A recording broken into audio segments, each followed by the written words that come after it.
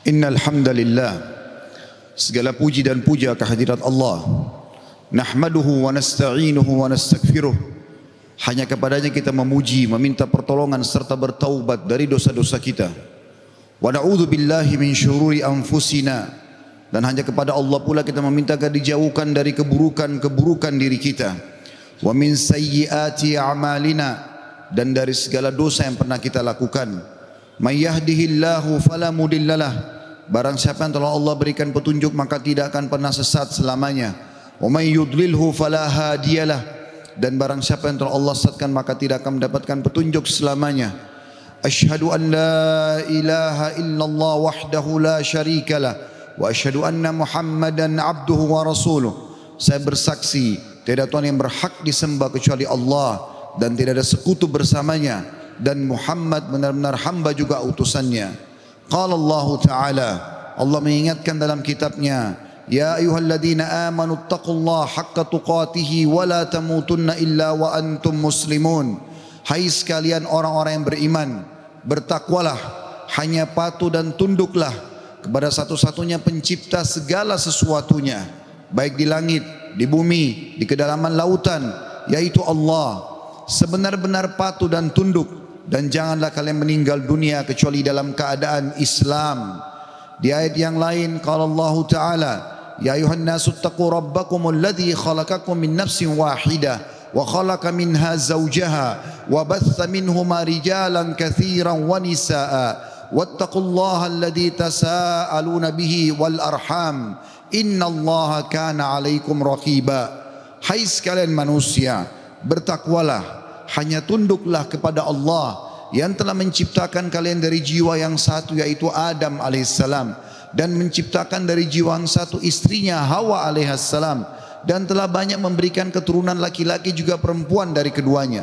Sekali lagi, bertakwalah kepada Allah dan jagalah hubungan silaturahim, sesungguhnya Allah senantiasa mengawasi kalian. Di ayat yang ketiga qala Allah Ta'ala, ya ayyuhalladzina amanu taqullaha wa qulu qawlan sadida yuslih lakum a'malakum wa yaghfir lakum dhunubakum wa may yuti'illaha wa rasulahu faqad faza fawzan 'azima. Hai sekalian orang-orang yang beriman, sekali lagi patuh dan tunduklah kepada Allah, nikmati yang halal, kerjakan yang diperintahkan, tinggalkan yang dilarang, dan ucapkan kalimat yang benar, jujurlah. Niscaya dia akan memperbaiki amal-amal perbuatan kalian, mengampuni dosa-dosa kalian. Barang siapa yang mentaati Allah dan Rasulnya, dia telah mendapatkan kemenangan yang besar. Amma ba'd, fa inna asdaqal hadithi kitabullah. Kita tahu sebaik-baik rujukan umat Islam dalam segala lini kehidupan mereka, terutama ibadah, adalah Al-Quran, kitabullah. Wa khair hadyu hadi Muhammadin sallallahu alaihi wa ala alihi wa sahbihi wa sallam. Dan petunjuk yang terbaik setelah Al-Quran adalah petunjuk Nabi besar Muhammad sallallahu alaihi wa ala alihi wa sahbihi wa sallam. Wa syarrul umuri muhdatsatuha, dan seburuk-buruk perbuatan terutama dalam ibadah yang tidak punya rujukan wahyu Al-Quran dan sunnah. Fa inna kulla muhdatsatin bid'ah, semua ibadah yang tidak punya rujukan dikenal dengan perbuatan baru dalam agama. Wa inna bid'atin dhalalah, perbuatan baru itu akan membawa pelakunya pada kekeliruan. Wa inna al-finnar, keluar akan membawa pelakunya ke dalam api neraka. Saudaraku seiman rahimani wa rahimakumullah, apa yang saya bacakan tadi dikenal dengan khutbah hajah. Baginda Nabi SAW tidak melewatkan momen-momen penting pada saat ingin menyampaikan wasiat kepada umatnya, kecuali beliau membuka dengan khutbah hajah. 3 ayat tentang pentingnya bertakwa dan tunduk kepada Allah, serta mengingatkan agar ibadah selalu punya rujukan wahyu Al-Quran dan sunnah. Pada kesempatan ini kita akan bahas tentang keajaiban istighfar. Saudaraku seiman, banyak sekali ayat Al-Quran dan hadis Nabi SAW mengingatkan masalah ini. Dan juga kita akan dengarkan nanti perkataan para salafus salih tentang keajaiban istighfar dan dahsyatnya. Begitu juga insya Allah kita akan sebutkan apa yang didapatkan pada saat seseorang melazimkan istighfar itu. Mungkin sebagian orang terlintas di benaknya, istighfar kami semua sudah tahu, tapi pertanyaannya, apakah anda sudah rutinkan? Nanti akan lebih jelas insya Allah dengan statement para ulama salaf tentang masalah ini. Beranjak bahasan kita, saudaraku seiman, perintah Allah subhanahu wa ta'ala kepada nabinya Muhammad sallallahu alaihi wa ala alihi wa sahbihi wasallam yang sudah diampuni dosanya yang lalu dan akan datang. Allah berfirman, A'udzu billahi minasyaitonir rajim dalam surah An-Nasr ayat 3, fasabbih bihamdi rabbika wastaghfir innahu kana ghaffara. Maka bertasbihlah engkau hai Muhammad dengan memuji Tuhanmu dan mohon ampunlah kepadanya. Padahal Nabi Muhammad SAW sudah diampuni dosa-dosanya yang lalu dan akan datang. Sesungguhnya Dia Allah adalah zat yang maha penerima taubat. Juga dalam ayat yang lain dalam surah Muhammad ayat 19 Allah memerintahkan Nabi Muhammad SAW istighfar. A'udzu billahi minasyaitonir rajim wastaghfir li dzambik walil mu'minina wal mu'minat wallahu ya'lamu mutaqallabakum wa mathwaakum. Dan mohonlah ampun bagi dosamu hai Muhammad dan bagi dosa orang-orang beriman laki-laki dan orang beriman perempuan, dan Allah Maha mengetahui tempat kamu berusaha dan tempat tinggalmu. Juga baginda Nabi sallallahu alaihi wa ala alihi wa sahbihi wasallam bersabda, wallahi inni la astaghfirannallah wa atubu ilahi fil yawmi aktsara min 70 marrah. Demi Allah, padahal beliau tidak butuh untuk sumpah, tapi untuk memastikan tentang pentingnya pengucapan istighfar di lisan setiap orang di antara kita. Beliau mengatakan, demi Allah, aku selalu beristighfar kepada Allah. Artinya pengucapan permohonan maaf kepada Allah dan bertaubat kepadanya. Maksudnya mengucapkan ikrar tidak akan mengulangi kesalahan dalam setiap harinya lebih daripada 70 kali. Dan hadis ini hadis sahih diriwayatkan oleh Imam Muslim. Juga dalam riwayat yang lain Nabi SAW sebutkan fil yaumi mi'ata marrah, dalam setiap hari sampai 100 kali. Saudaraku seiman, para ulama salaf menjelaskan kepada kita bagaimana kedudukan istighfar. Bermula dari perkataan sahabat yang mulia Abu Musa al-Ash'ari radhiyallahu anhu.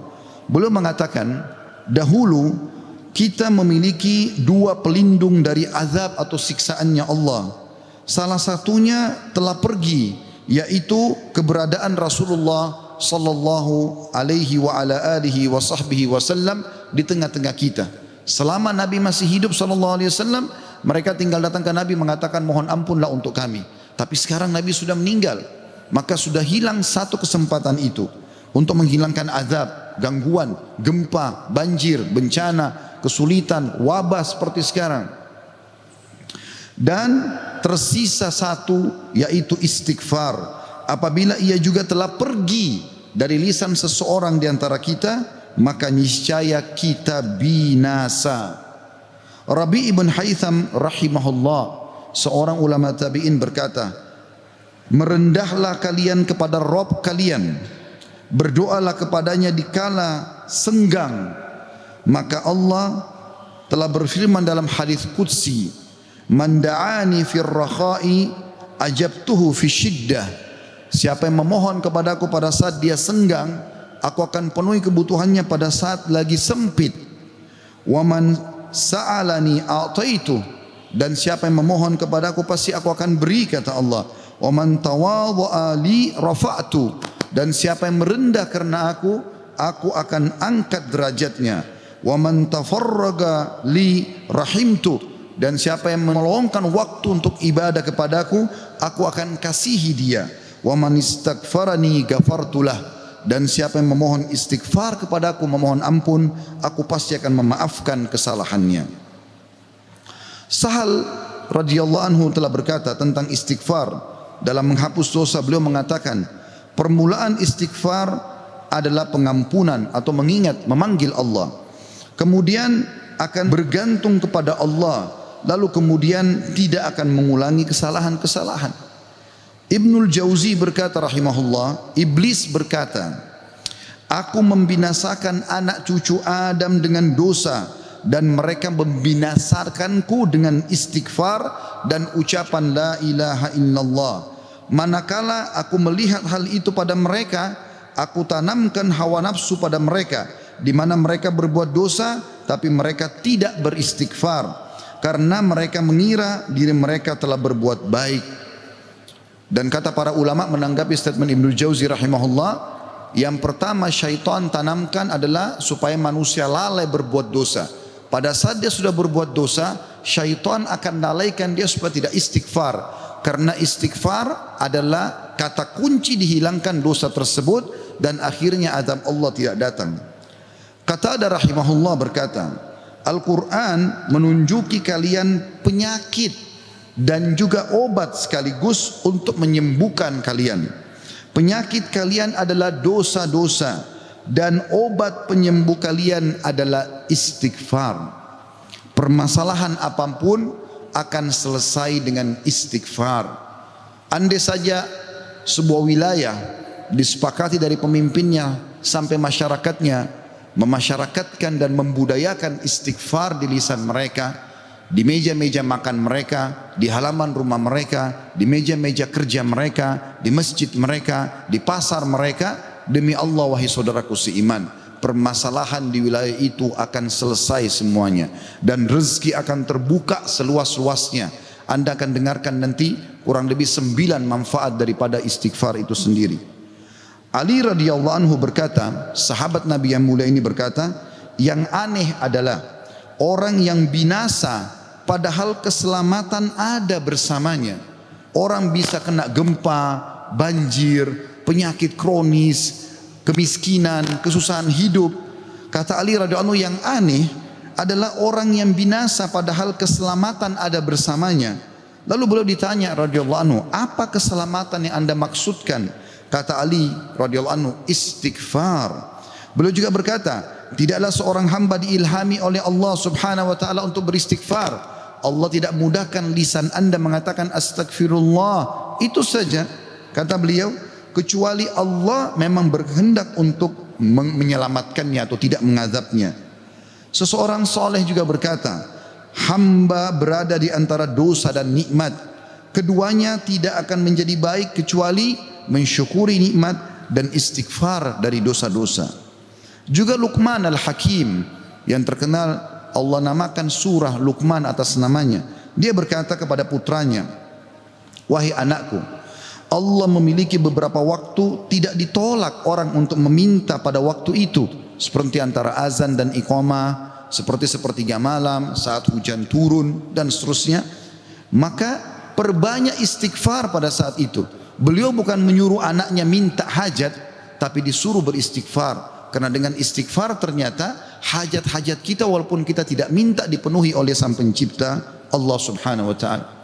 Ibunda mulia Aisyah radhiyallahu anha, Ummul Mukminin berkata, tuba, kegembiraan, kebahagiaan bagi siapapun yang mendapatkan istighfar tertulis indah banyak di buku amalnya.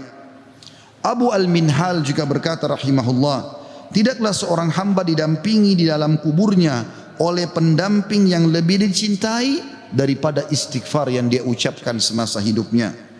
Al-Hasan Basri berkata rahimahullah, perbanyak istighfar di rumah-rumah kalian, di meja-meja makan kalian, di jalan-jalan kalian, di pasar-pasar kalian, di majlis-majlis kalian, karena kalian tidak tahu kapan ampunan akan turun.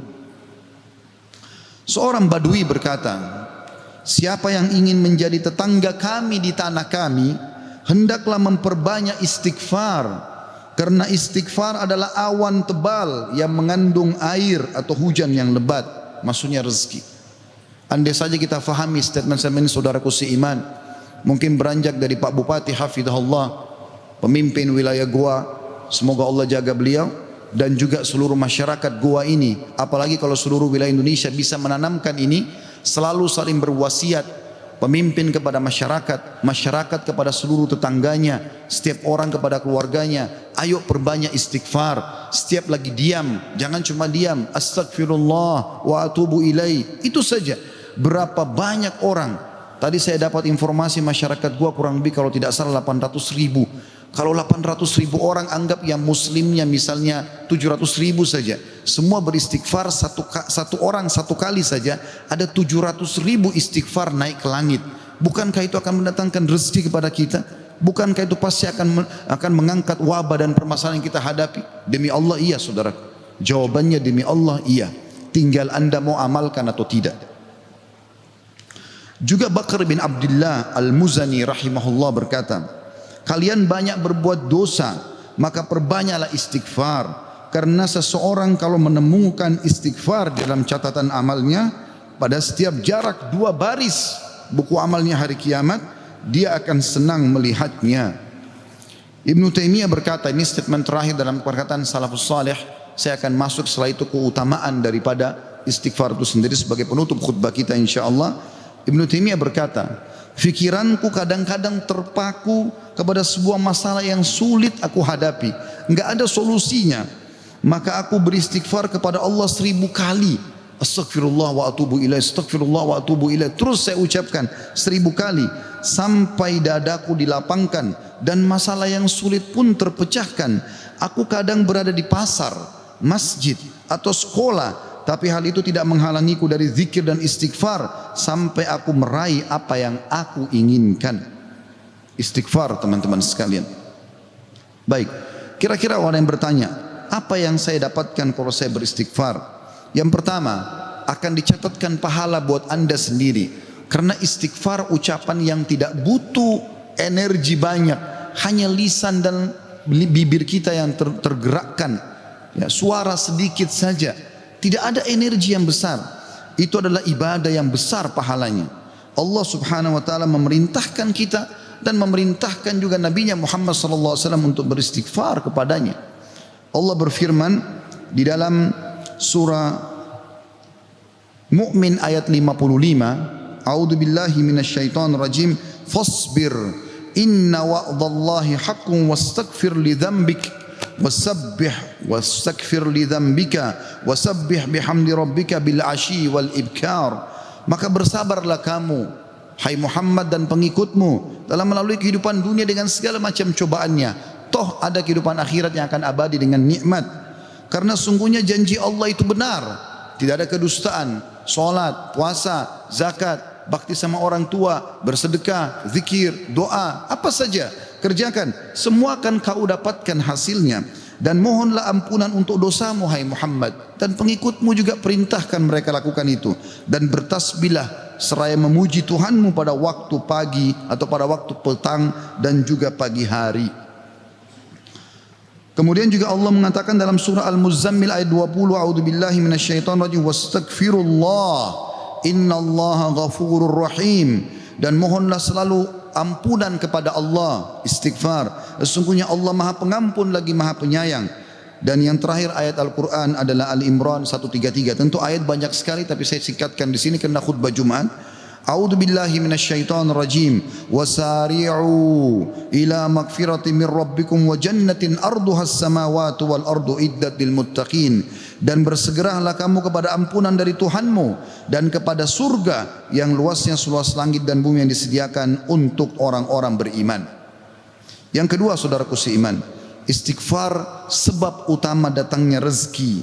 Allah menyebutkan dalam Al-Quran, ya, apa yang diucapkan oleh lisan nabinya yang mulia Nuh alaihissalam dalam surah Nuh ayat 10 sampai ayat 12. A'udzu billahi minasyaitonir rajim. Faqultu astaghfiru rabbakum innahu kana ghaffara yursilis samaa 'alaikum midrara wa yumditkum bi amwalin wa banina wa yaj'al lakum jannatin wa yaj'al lakum anhara.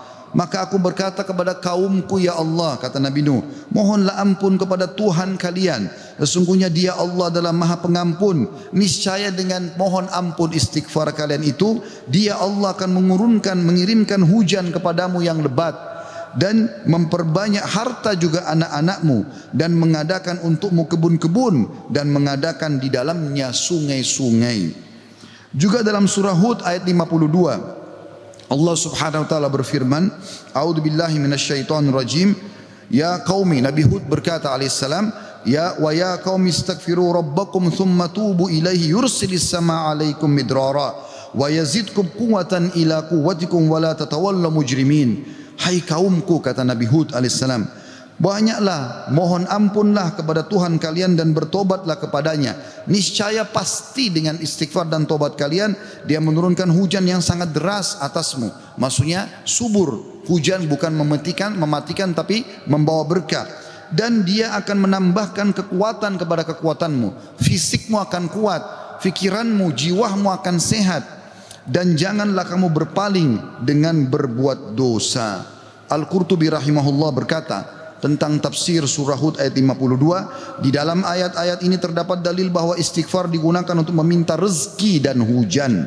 Juga Ibnu Katsir berkata rahimahullah dalam tafsir beliau surah Hud ayat 25, jika kalian bertobat dan memohon ampunan kepada Allah serta kalian mentaatinya, niscaya Allah akan memperbanyak rezeki kalian, memberikan kalian minum dengan nikmat-nikmat langit, mengeluarkan untuk kalian nikmat-nikmat bumi, menumbuhkan untuk kalian tumbuh-tumbuhan, mengalirkan untuk kalian air, dan menjadikan untuk kalian kebun-kebun. Di dalamnya terdapat berbagai macam buah-buahan, dan dia menyelingi di antara kebun-kebun tersebut sungai-sungai yang mengalir.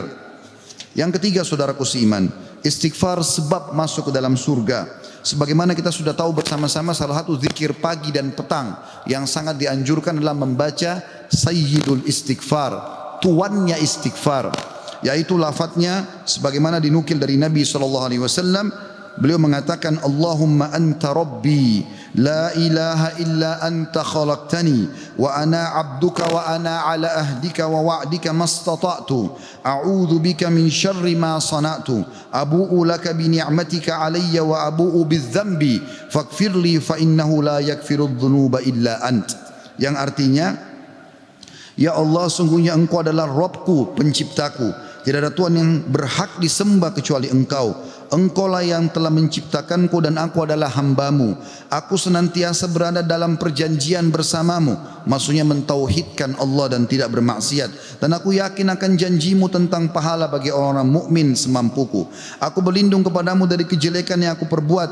Aku mengakui nikmatmu kepadaku serta aku mengakui dosaku. Oleh karena itu ampunilah aku, karena sungguhnya tidak ada yang mengampuni dosa kecuali Engkau.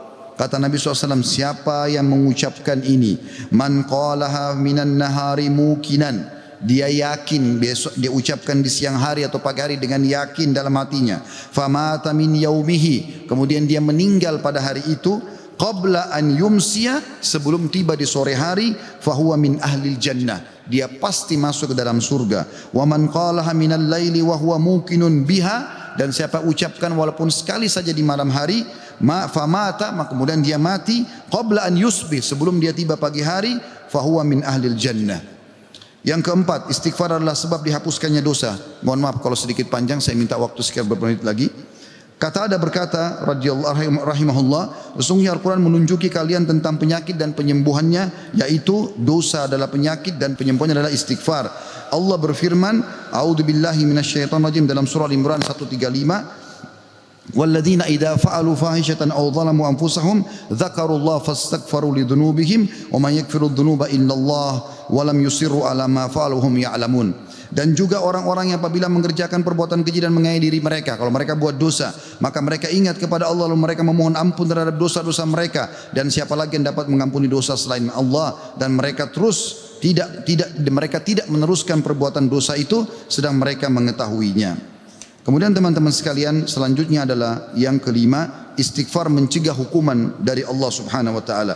Saya ambil satu saja. Al Hasan Basri rahimahullah berkata, wahai anak Adam, meninggalkan dosa lebih ringan bagimu daripada mencari taubat, dan ketahuilah bahwasanya pada saat kau meninggalkan perbuatan dosa atau kau beristighfar pada saat berbuat dosa, maka azab Allah tidak akan datang. Karena Allah berfirman dalam surah Al-Anfal ayat 33, a'udzubillahi minasyaitonir rajim, wa ma kana Allah liyu'adzibahum wa anta fihim, wa ma kana Allah mu'adzibahum yastaghfirun. Dan Allah sekali-kali tidak akan mengazab mereka sedangkan kamu berada di tengah-tengah mereka, hai Muhammad, dan tidak pula Allah akan mengazab mereka sedang mereka selalu memohon ampun.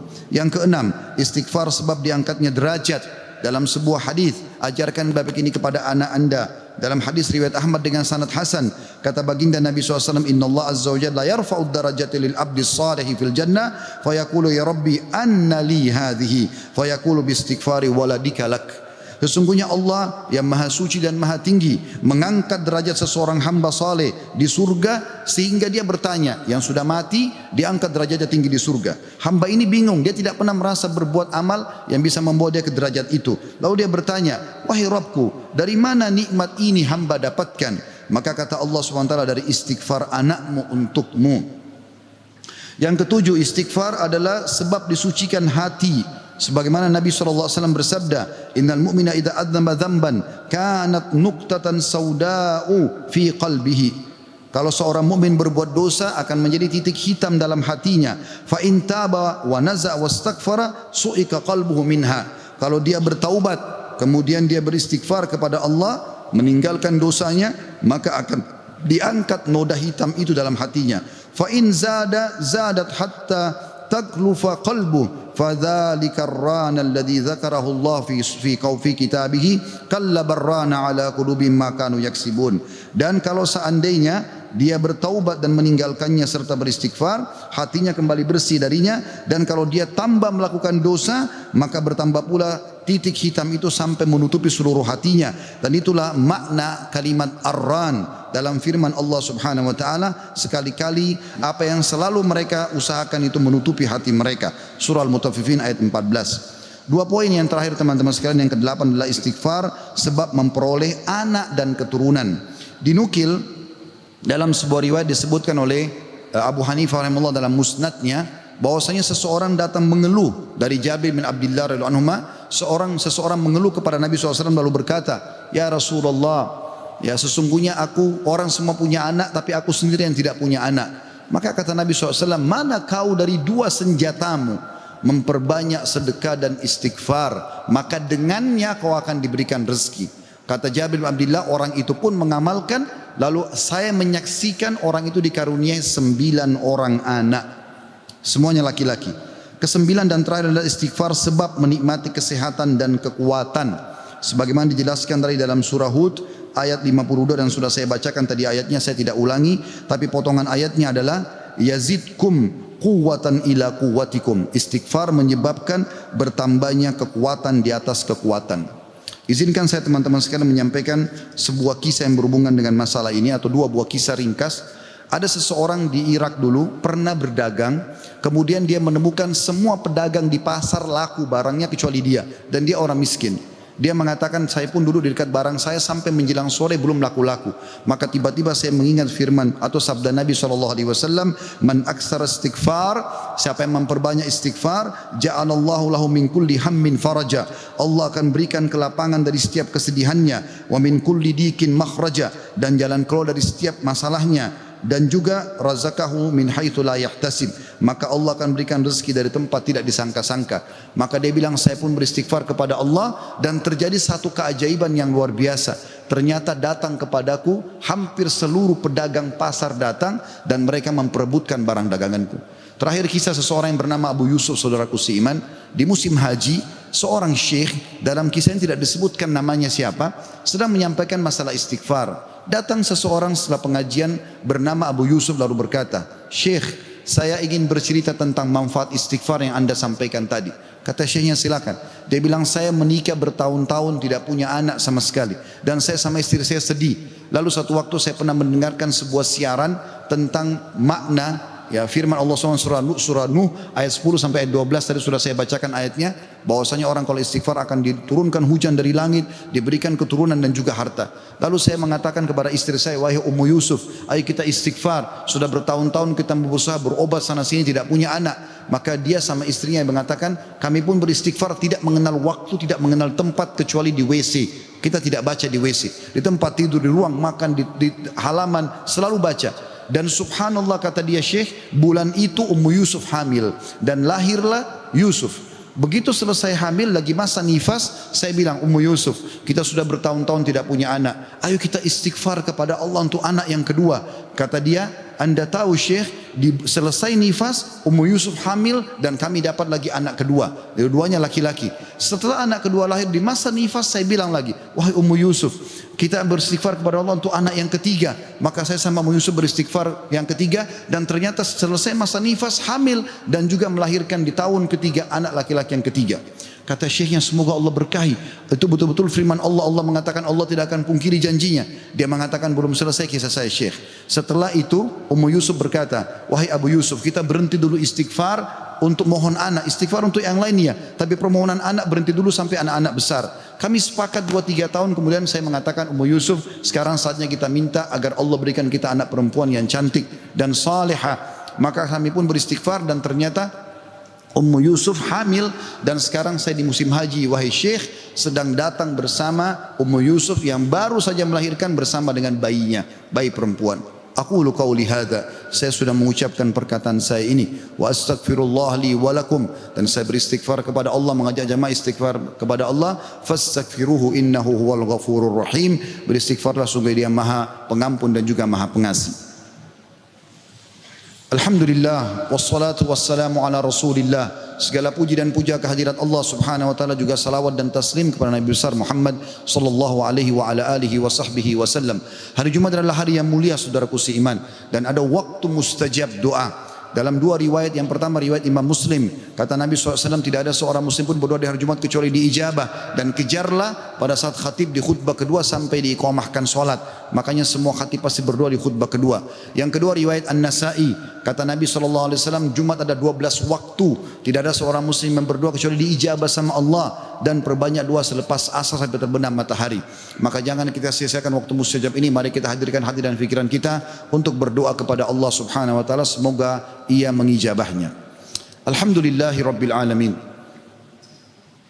Kami memujimu ya Allah sebagaimana layak Kau dipuji sebagai pencipta. Dan juga kami mengucapkan salam hormat kami kepada Nabi Muhammad sallallahu alaihi wasallam, sebagaimana Engkau telah mengucapkan salam hormat kepadanya. Ya Allah, kami tidak berkumpul di salah satu rumahmu ini kecuali karena ingin menjalankan perintah dan kewajiban yang Kau bebankan kepada kami. Maka ikhlaskan niat kami dan terimalah seluruh amal-amal soleh yang pernah kami kerjakan, baik kami ikhlas atau kurang ikhlas, yang sedang kami kerjakan, yang akan kami kerjakan sampai menjelang ajal datang nanti. Sesungguhnya la haula wala quwata illa bik, kami tidak punya daya dan kekuatan kecuali dengan izin-Mu. Ya Allah, ampunilah seluruh dosa-dosa kami, dosa kedua orang tua kami, dosa seluruh kerabat-kerabat kami, dosa seluruh kenalan-kenalan kami, bahkan dosa seluruh muslimin dan muslimat, mukminin dan mukminat yang hidup dan juga yang sudah meninggal. Ya Allah, janganlah Engkau bubarkan kami dari solat Jumat yang mulia ini kecuali Engkau telah bersihkan dosa-dosa kami, dan Engkau ganti semuanya menjadi pahala dengan izin-Mu, karena Engkau telah mengucapkan dalam satu firman-Mu, ulaika alladhina yubaddilullahu sayyi'atihim hasanat, mereka adalah hamba-hamba yang Allah ganti dosa-dosanya menjadi pahala. Ya Allah, jadikan negara kami Indonesia negara yang aman, tentram, damai. Seluruh umat Islam di bawah naungan ukhuwah Islamiyah. Dalam hal ibadah mereka kembali kepada Al-Quran dan Sunnah. Makmurkan negeri kami, lunasi utang-utang negara kami, bukalah seluruh rezeki dari seluruh penjuruhnya. Kembalikan kami semua ke jalan-Mu ya Allah. Dan siapapun menginginkan keburukan bagi negara kami, bagi agama kami, bagi diri-diri kami, kembalikan tipu daya mereka kepada diri mereka sendiri. Ya Allah, tolonglah saudara kami di Palestina, di Syria, di Yaman, di Irak, di Myanmar, di Ahsa, dimanapun mereka berada sedang tertindas. Ikhlaskan niat mereka, terima para syuhada mereka, muliakan Islam di tangan mereka dan tangan kami semua, serta ikut sertakan kami bersama mereka di pahala, baik dengan doa, dengan harta, dengan jiwa kami. Dan ya Allah, satukanlah kami semua di surga Firdaus tanpa hisab, mana Engkau satukan kami dalam majlis yang mulia ini. Rabbana atina fid dunya hasanah, ya Allah berikanlah kami semua kebaikan di dunia, wa fil akhirati hasanah, dan semua kebaikan di akhirat, wa qina adzabannar, selamatkan kami dari api neraka, wa adkhilnal jannata ma'al abrar, dan masukkanlah kami ke dalam surga bersama orang-orang yang patuh. Ya Azizu ya Ghaffar, wa Izzat yang maha mulia dan juga maha pengampun. Ya Rabbal alamin, wa Tuhan alam semesta. Wa sallallahu nabiyina Muhammadin walhamdulillahi rabbil alamin. Inna Allah ya'mur bil adli wal ihsan. Allah seluruh menyuruh kita berbuat adil dan kebaikan. Wa yanha 'anil fahsya'i wal munkari wal baghi. Allah larang perbuatan keji, mungkar dan maksiat. Ya'idukum la'allakum tadhakkarun. Itu peringatan dari Allah, jadikanlah sebagai pegangan hidup kalian. Fadhkurullahal azima yadhkurkum. Ingat kepada Allah maka Allah akan ingat kepada kalian. Washkuru ala niyami yazidkum. Syukuri nikmatnya dia pasti akan tambah. Wala dzikrullahi akbar. Mengingat Allah adalah amalan yang paling besar. Wa aqimis shalah, dan dirikanlah salat.